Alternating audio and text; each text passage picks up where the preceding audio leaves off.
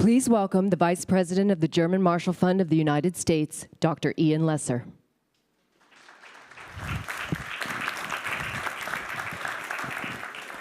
Good morning. Good morning and welcome to the final day of Brussels Forum 2022. And this is going to be a rather unusual day, actually, in many ways. As we've been here, and actually over the last weeks and months as we've been planning for Brussels Forum, there's been another event we've been planning for, and that's one that we're doing alongside the NATO summit directly, in fact, in Madrid, at the NATO Public Forum. And you're going to have an opportunity to see the sessions from that live.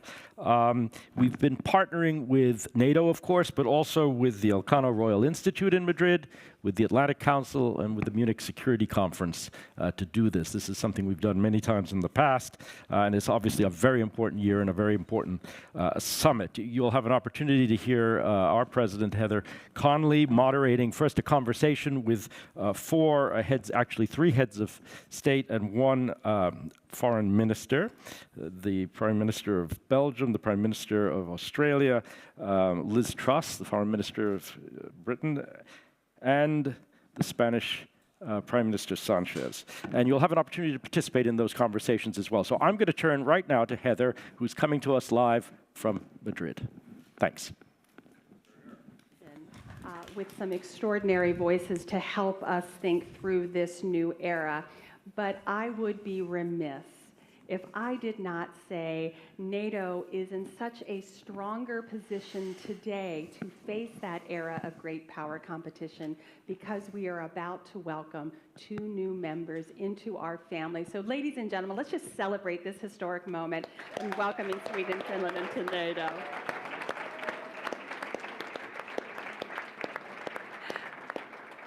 Belgian Prime Minister De Croo and I were talking in the back, and we were saying, you know, we get so busy doing the work, we don't take that moment to say, we are here as part of history, and that is very exciting. So we are waiting for British Foreign Secretary Truss, who is in traffic and will be coming here, but we are going to start unpacking NATO in an era of great power competition. First, we're going to begin with Belgian Prime Minister Alexander De Croo. I'm going to confess to you all, the Prime Minister and I have had a chance to have a conversation earlier this week at the Brussels Forum. So we are a little practiced in this conversation. But Prime Minister Albanese, watch out. You're going to be pulled in here. But Prime Minister, let me begin with you, because I think the challenge is not the great power competition. We understand that. I believe, and you can press me if you don't agree, I believe the challenge is our competing geopolitical demands. So I'm going to put this more clearly. What's more important is China, the pacing challenge. That is the great power that we have to pay attention to. Or quite frankly, over the last 4 months, it has been clear that Russia is the challenge, that if we do not get this challenge correct, we cannot get the Indo-Pacific correct. So, Prime Minister De Croo, let me begin with you. How do you think about the greatest security challenges of our time? How do you balance the competing demands of Russia now, obviously for NATO and collective defense, but yet China and the looming challenges of the Indo-Pacific? I think it would be a mistake to put Russia and China in the same basket. I think it's a very different situation. The Russian challenge is an immediate one, and it's a direct threat to our Western way of life. Because in the end, we have a war on the European continent, but it's much broader than just this war in Ukraine. There is an energy war as well, which is impacting the entirety of the world.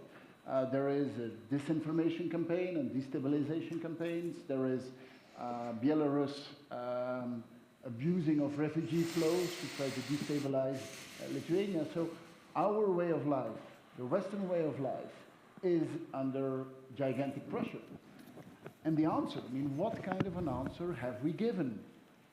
As a European Union, countries are lining up to join the European Union, so it's clear that as European Union, besides soft power and hard power, we also have what I would call seductive power. I mean, we I mean, yeah, maybe we forgot how to seduce because of COVID, because we were afraid one of another. But we are That's attractive. soft power. As a European Union, we are attractive. And look at what NATO has done. I mean, some thought, NATO will be fragmented, will not be able to stick together. It's actually quite the opposite. And indeed, as you said at the start, what a historic moment with Finland and Sweden, countries who were not member of NATO for a reason, who understood that in the world of today, if you're alone in the world of today, it's not a good situation to be in. Countries who are alone today, or they're afraid, or they're on their way to join NATO. And we are extremely happy to be able to welcome them and to welcome them at this summit. From my perspective, this summit already is a success. I mean, we still have work to do, but that element, that message that you give to European population and to the rest of the world, especially to Russia, that message could not be clearer. Strength and unity. Mr. Prime Minister, I want to just press you on thing. I do not know what the strategic concept will say. We are all eager to read it. But what press reports are suggesting, and NATO Secretary Stoltenberg has suggested that the document may say that China poses a challenge to NATO's interests, security, and values. But you would agree with that, although you're not saying that China and Russia are equated. You would agree that China poses a challenge to NATO's interests, security, and values? Well, look, from a European perspective, China is a partner. In some domains, we're partners. In fighting climate change, we are a partner. In fighting the pandemic, we were a partner. B, China is a competitor. On the economic side, it's a fierce competitor, but competition pushes us to be on the top of our toes. And C, they're a rival. And that's quite clear that in a lot of domains they are a rival. But so it is a country that challenges us, obviously. I think it's good that in the new strategic concept that China is part of that analysis. But our relation with China is one on different. I also think that the response we have given to Russia on the aggression on Ukraine is a message related to other security threats that could happen in other places of the world related to China. Okay, fantastic. It's a great segue to welcome Australian Prime Minister Anthony Albanese with us. First of all, congratulations on your election and welcome to your first NATO summit. This is very exciting as a partner. Someone who observes China very keenly, I would love your perspective on how you see this era of great power competition as a great partner of NATO, and really how you see this era of great power competition and the competing demands, particularly in China, for the Indo-Pacific and in Europe these days. How do you balance those as Prime Minister? I think back in Australia, there'd be some people saying, why is the Australian Prime Minister at a NATO conference in Madrid? And it's because one of the things that's really been brought home by recent global events, whether it be the pandemic was a reminder, various cyber issues a reminder, but also the Russian invasion of Ukraine, which has had an impact on our power prices, it's had an impact on global supply chains.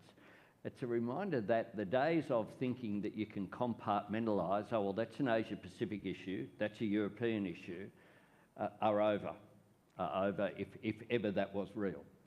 And that's why we have a direct interest in what is going on in Ukraine, in the consequences of the brutal Russian invasion.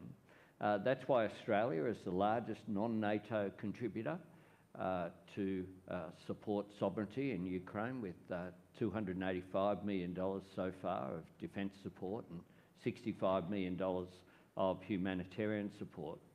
It's because Australia understands very much that what is playing out there has consequences in our own region. If an authoritarian state can attack a sovereign national state and seek to enforce its will through brutal military power, then that has implications for the entire region. Now, Australia is in the part of the world that's the subject of strategic competition with the rise of China, the US's historic role, but also the important role that various European powers have played as well, France, Spain, the UK, in our region. And that's why what is happening in Ukraine has to be viewed in that context, and why in terms of a global order and the norms of international engagement are being tested here. And the resolve of the world is being tested as well. Does the world say, well, this has been going on for a while, so we'll begin to withdraw our support for the struggle that's going on now on the ground in Ukraine? Or do we say, no, that is something that we have to step up for? And I think it's very much the latter.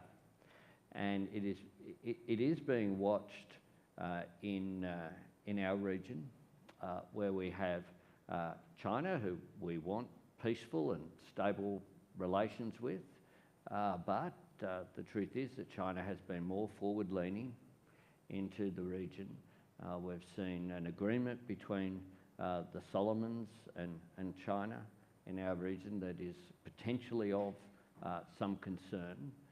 And my government in the last month has very much reached out to make sure that we continue to remind, for example, our Pacific Island neighbours that our support comes without strings attached. We're good neighbours. We are historically the security partner of choice in the Pacific, along with our friends. But it is something that we can't take for granted. So whereas I think historically it's fair to say that most Australians wouldn't have thought greatly about Ukraine, they are thinking now. And there's bipartisan support for the commitments that have been made. President Zelensky addressed our parliament on the last sitting day, on the day of my budget reply as opposition leader. And there is support for us to continue to engage. And across the political spectrum, there's certainly very broad support for my presence here at NATO. And I think that it has been, thank you to NATO and its leadership, Jens Stoltenberg in particular, for reaching out and making sure that the Asia-Pacific leaders, not just myself, but Japan, Korea and New Zealand, are here present as well, which just sends that message to the world as well as specifically to our region that it matters what happens here.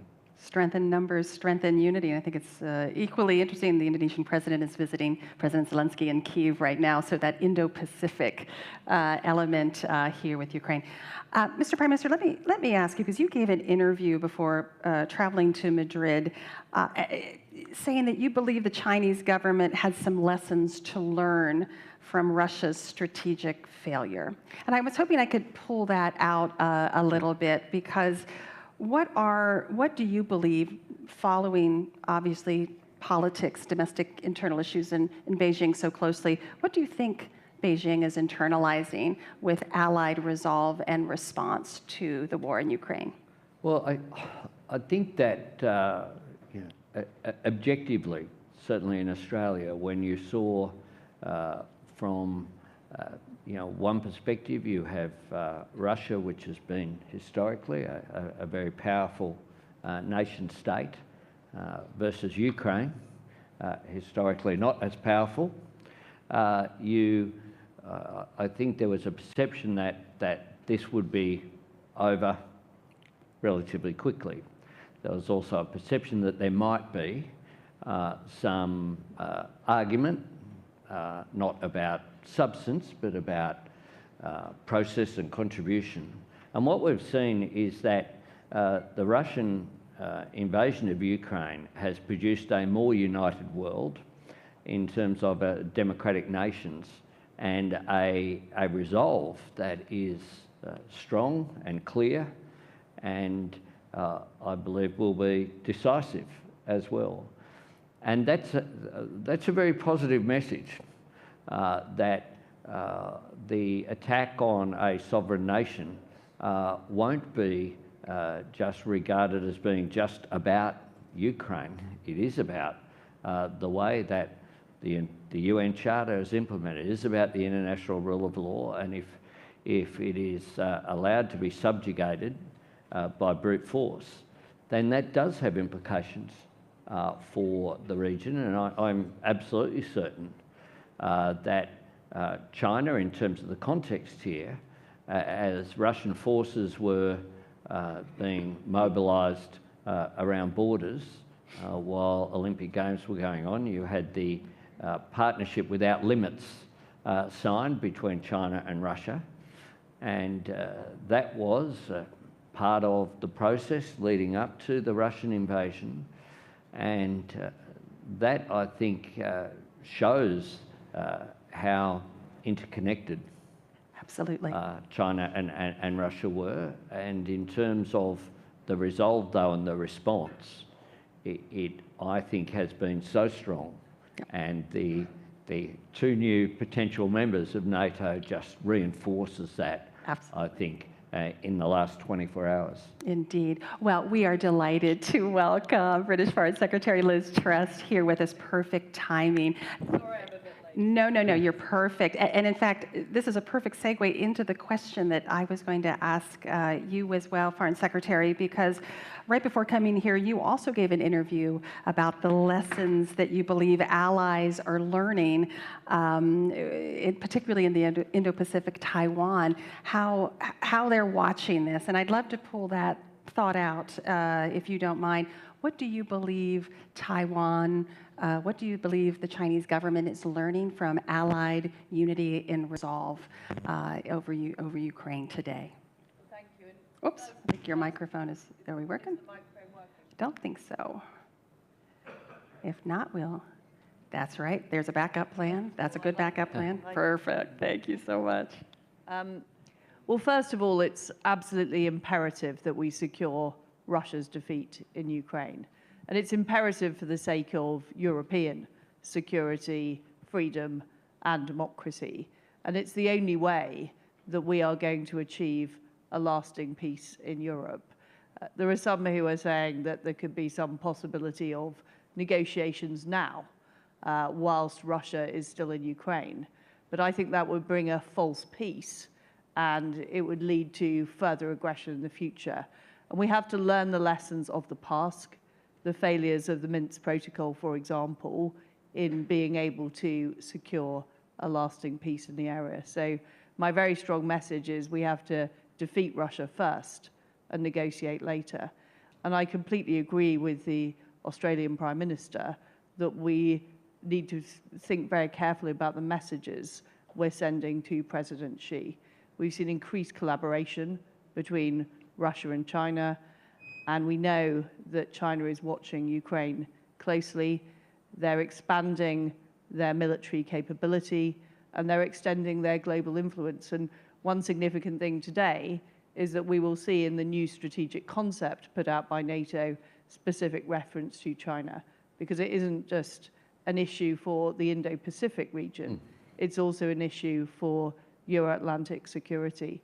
And I do think that with China extending its influence through economic coercion and building a capable military, there is a real risk that they draw the wrong idea, which results in a catastrophic miscalculation, such as invading Taiwan. And that is exactly what we saw in the case of Ukraine, a strategic miscalculation by Putin. So this is why it's so important that the free world work together to help ensure that Taiwan is able to defend itself and to stress the importance of peace and stability across the Taiwan states. And what we're doing is making sure that Taiwan has meaningful participation in international organizations, but also working to strengthen our economic ties with Taiwan, because this isn't just about hard security, it's also about economic security. I think the lesson we've learnt also from the Ukraine crisis is the increased dependency of Europe on Russian oil and gas contributed to a sense in which Russia felt enabled to invade Ukraine because they knew it would be very difficult for Europe to respond. So we also need to learn that lesson, I believe, with China of not becoming strategically dependent on China, and in fact, making sure that we have strong alternatives.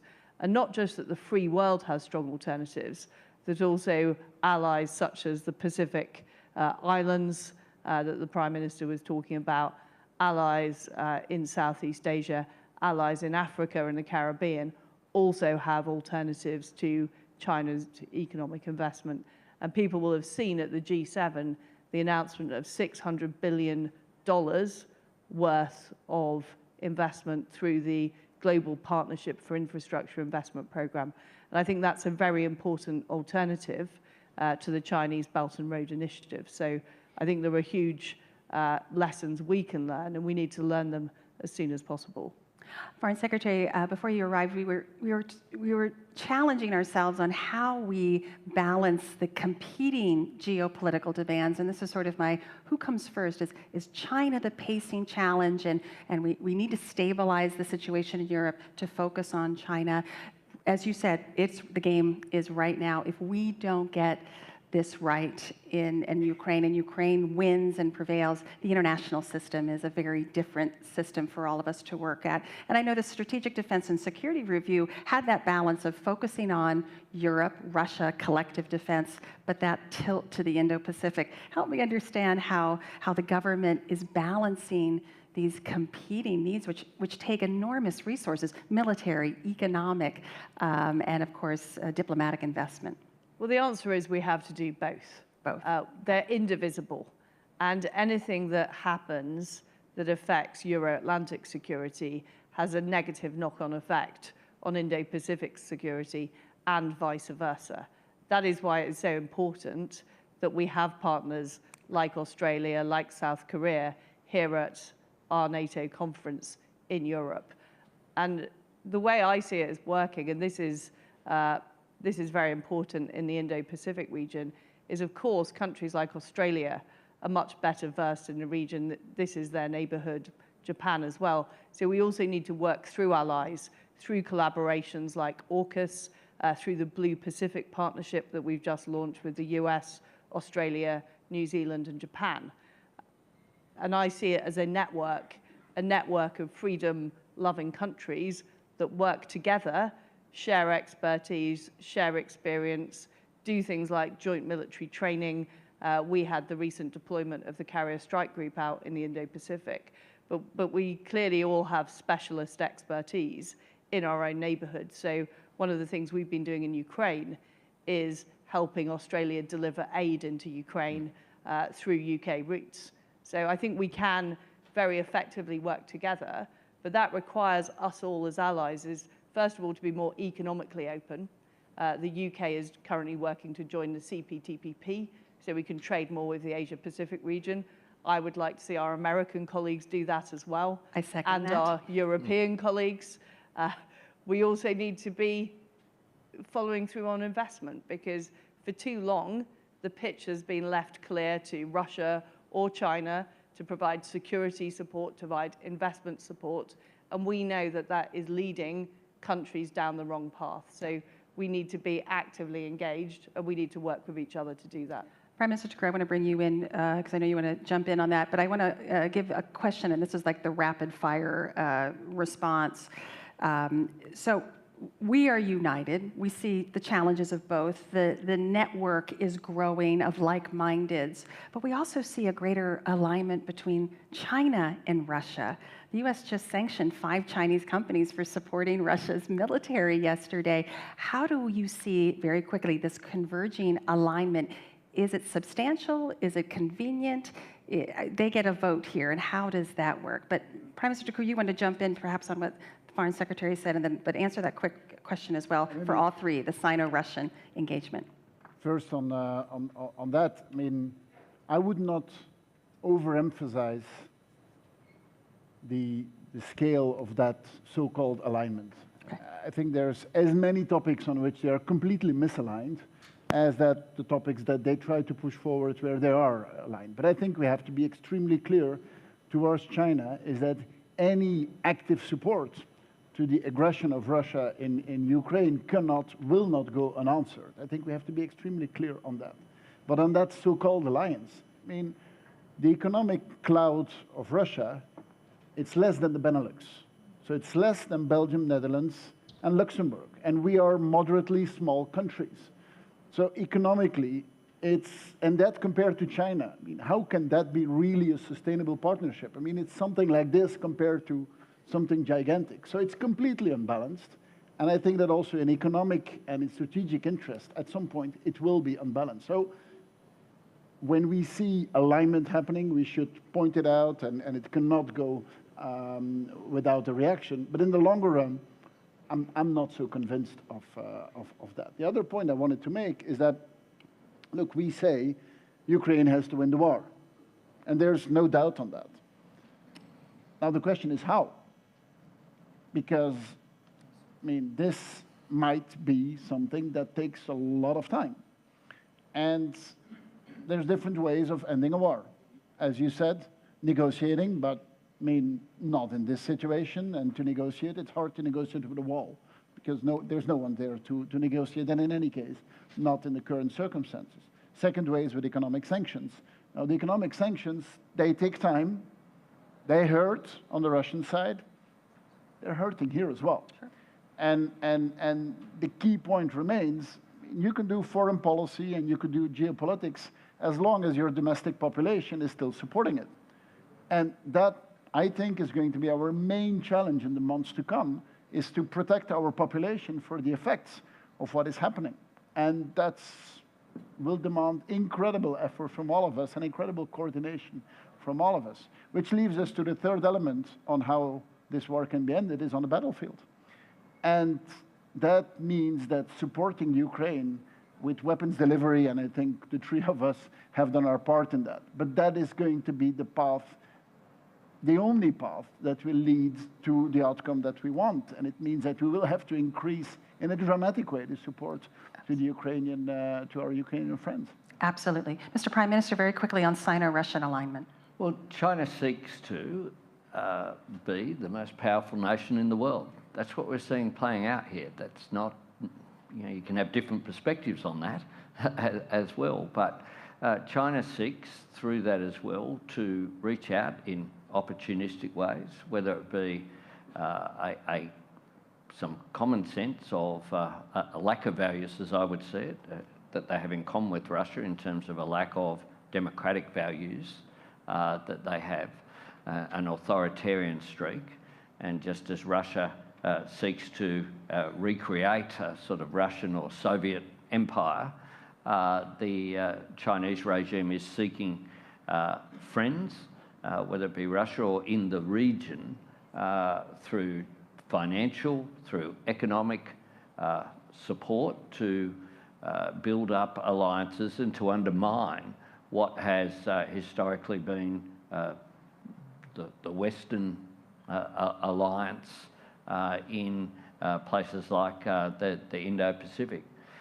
So it's got to be seen in that context as well, which is why Australia, along with our friends here in NATO, see that we need to reassert our values in return. Australia's currently subject of economic coercion from China with sanctions of everything from coal to wine to barley to meat. And we assert with the change of government that our values don't change. Our capacity to trade off our values for short-term economic interest will not be done either. We assert that those sanctions, there's no basis for it and they should be removed. So we want good relations with our major trading partner has been China. But what that means as well is that the world, part of the response to China and Russia coming together has to be trade diversification in our case, has to be greater economic strength. That's one of the reasons why one of the discussions I've been having over the last couple of days here is the Australia-European trade agreement needs to be progressed. Like-minded countries need to engage with each other and support each other, because that's happening for the non-democratic world. The democratic world has to respond. Absolutely. Foreign Secretary, I'd love your thoughts very quickly on the Sino-Russian alignment and how concerned you are about that, right? Whether it's in international organizations like the Security Council or military exercises in the Indo-Pacific. Well, it's certainly very worrying that China is now making statements about NATO, it's making statements about the sovereignty of the Falklands Islands, and really moving from the Indo-Pacific sphere to also challenge, and this is why it's so important NATO responds with our strategic concept that specifically references China. It's also very clear that Russia is the junior partner in this relationship, and I think that should give pause for thought to countries like India. And I do think there is an opportunity, as well as working more closely with our Australian friends, and we created a blueprint of a trade deal that now can be used with the European Union Prime Minister, and joining CPTPP. We are negotiating a trade deal with India. I know Australia has already done that as well. So I think there is an opportunity, when we see the alignment of these two authoritarian regimes, for democracies, for free nations to work more closely together. And I think more countries now see the imperative of doing that. And it's no longer good enough to look inward and to be protectionist or defensive. We need to reach outward and create that network of liberty of fellow like-minded countries. And if you look at the G7, which I think has been a real force in this conflict, the G7 has been the coordinating body for sanctions. People said it couldn't be done, but we've now delivered over 6 waves of sanctions on Russia. We represent 50% of GDP. And if you add friends like Australia and South Korea, it's even more than that. And we need to use that economic weight to challenge that coercive behavior. So if one of our number is targeted with coercion, the entire free world and those economies can respond. And I think historically we haven't used that economic power. We've been equidistant, if you like, in terms of who we trade with, who we work with. And I think countries are becoming much more focused now on, is this trade with trust? Do we trust this partner? Are they going to use it to undermine us, or are they going to use it for the mutual benefit of both of our economies? So trade has got a lot more geopolitical, as well as the security relationships we're developing too. Can I just make this point as well? What's playing out in Sri Lanka at the moment should cause pause for thought as well. We have an economic catastrophe playing out there. China using that to assert political influence. And it should be I agree with what the Foreign Secretary has said in terms of using our economic influence. China seeks to use its economic power in a very overt way. And when we've seen a withdrawal, strategic errors by Australia at one stage with a withdrawal of foreign aid or a reduction in the region, what we saw is a step in. Yeah. So we can't have any stepping back because the void will be filled, and it'll be filled with strings. And I think our approach towards development, I think that the G7 decision of just the past couple of days to provide an alternative infrastructure framework as well for development is something that is very much welcomed. Mr. Prime Minister, I think you're absolutely right. I think we're hearing that strong networks of security and economics and our values, this is how NATO and our NATO partners are going to win the era of great power competition. So colleagues, we're going to swing now and warmly welcome Spanish Prime Minister Pedro Sanchez to give us some closing remarks. So please join me in welcoming the Prime Minister, if he's here. Somewhere. If not, we're going to have a bonus round. I think he's coming. Oh, maybe not. All right, well, we'll give him another round of applause when he arrives. I think it's very hard to be a host, and you have so many wonderful guests and pulled so many ways, but we do want to hear his wisdom. Well, I think it's striking, though, of this conversation.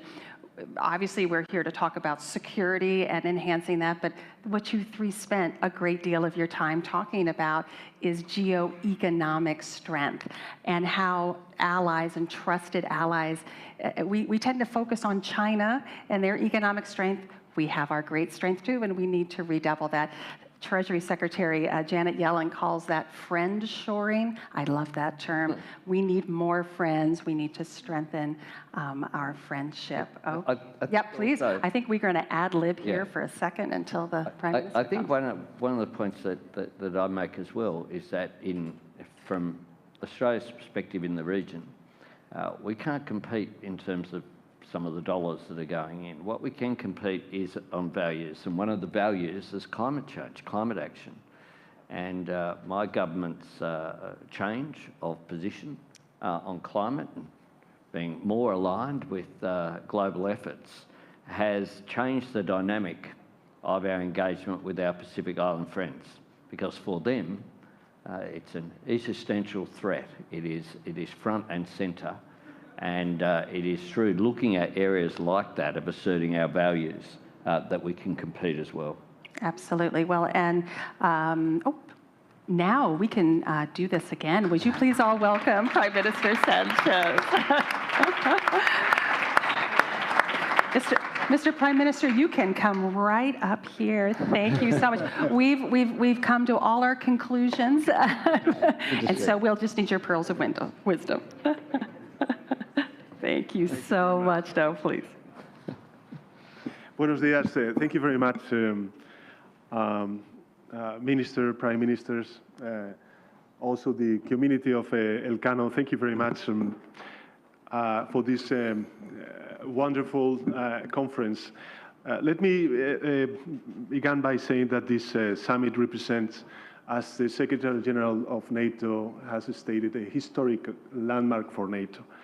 It is a historic summit because of the difficult context in which it is taking place, marked by an unjust and illegal war against Ukraine. And it is also historic because of the decisions that allies will take over the next couple of days. We must provide the alliance with the adequate tools to be able to respond vigorously to the challenges of our time. So Madrid will also be remembered for the enlargement of NATO. In 1997, also in Madrid, the Czech Republic, Hungary and Poland were invited to start accession talks.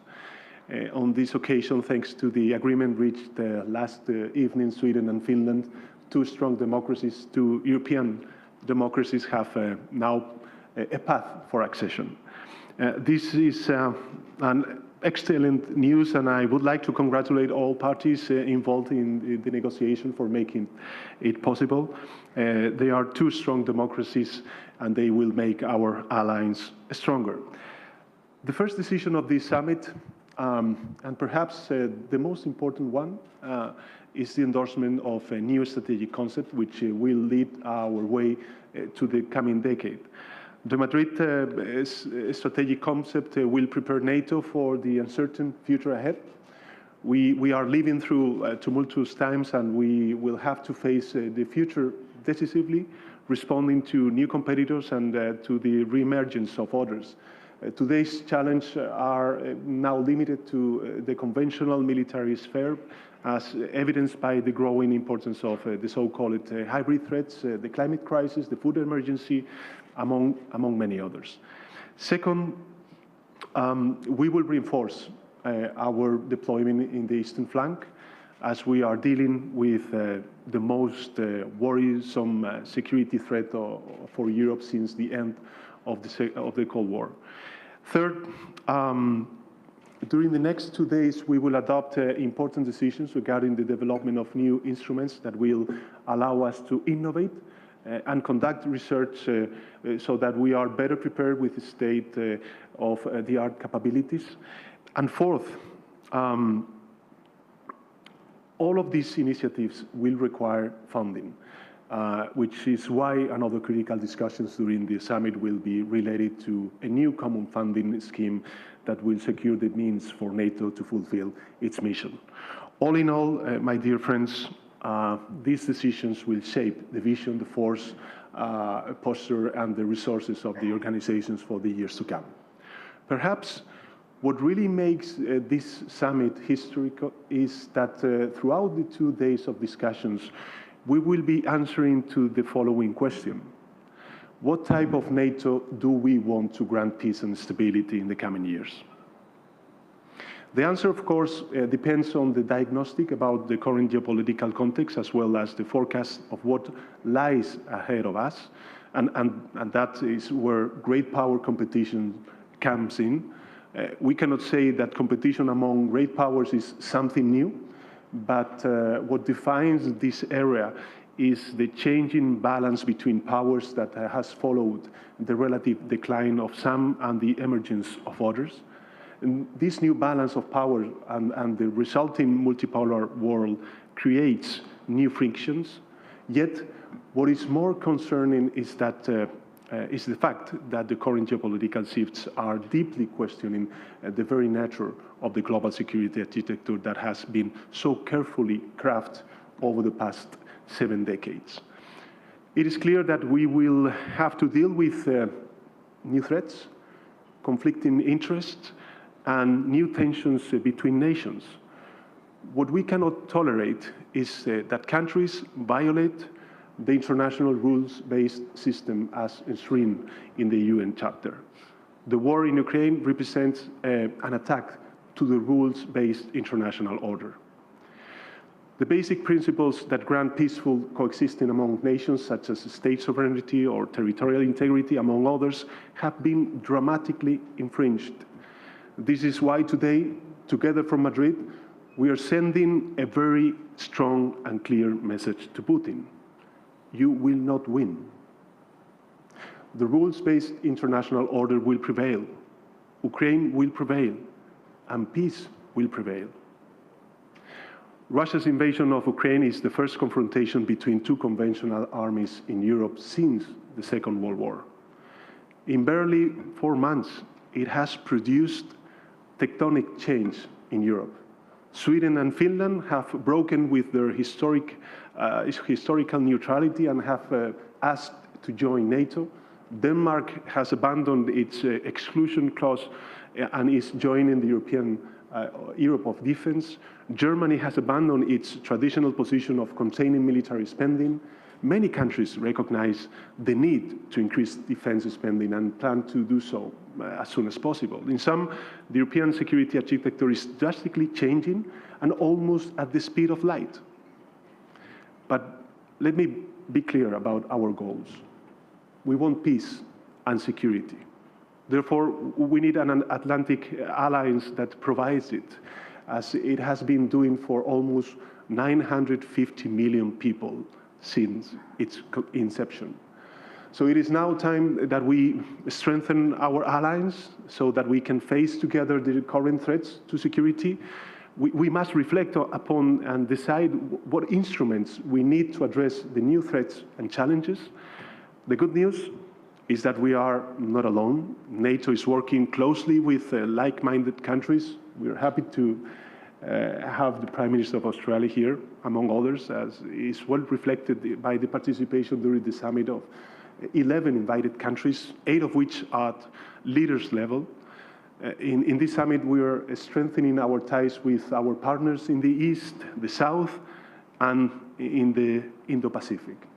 I also truly believe that in order to adapt the transatlantic security system to face the new challenges, we must strengthen the relations between the European Union and NATO, making the complementary to one another.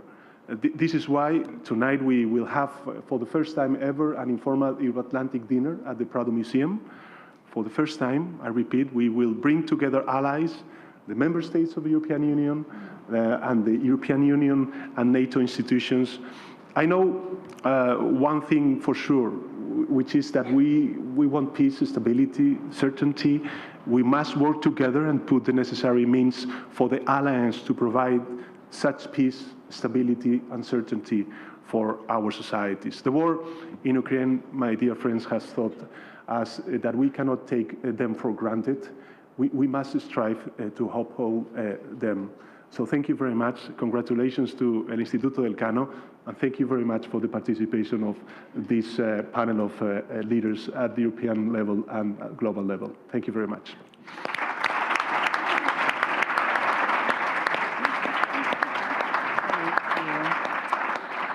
Well, colleagues, thank you very much. Stay in your seats. Don't go anywhere. Please, but thank again the Prime Ministers and Foreign Secretary for joining us. Thank you.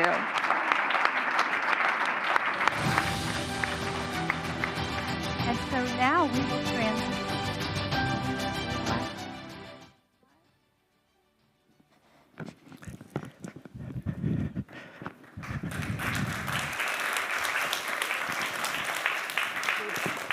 Well, welcome back here in Brussels, but also now both in Brussels and in Madrid, live from both places, to continue our conversation on NATO in an era of great power competition.